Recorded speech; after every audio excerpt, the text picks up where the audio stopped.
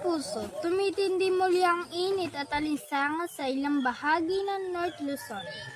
Ayon sa Pag-asa, naitalaga kahapon ang 45 Celsius na pinakamataas na heat index sa bansa. Sa Dagupan, Pangasinan, Order Danger.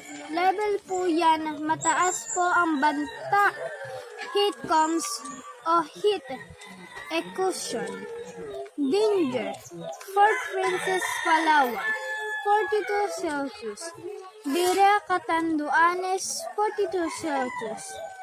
Cotabato City, 42 Celsius. Pasay City, 39 Celsius. Quezon City, 37 Celsius.